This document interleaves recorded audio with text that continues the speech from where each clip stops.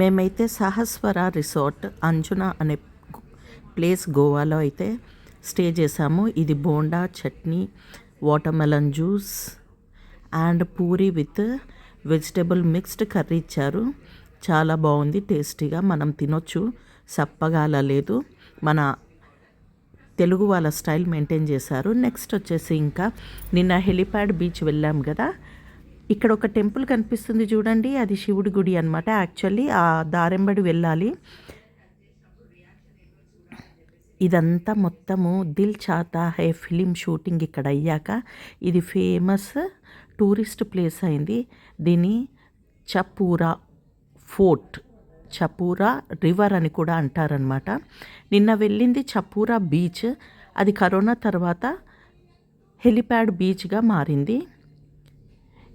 ఎట్లాగూ శివుడి గుడి దర్శనం చేసుకోలేకపోయాం కాబట్టి ఇక్కడ ఒక శివుడిది విగ్రహం ఉంటే దానికి దండం పెట్టేసుకొని సాటిస్ఫై అయిపోయినాము మా టోటల్ ఫ్యామిలీ.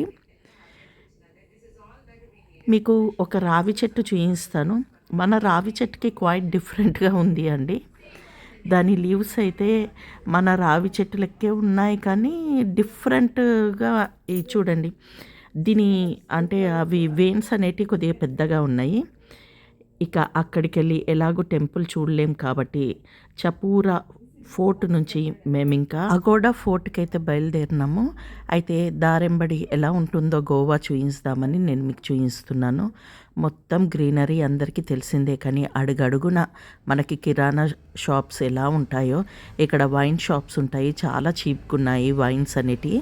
మనం చూడండి, డిఫరెంట్ ఐటమ్స్ ఈ వైన్స్లో కనిపిస్తున్నాయి. See you in the next video. Thank you, bye.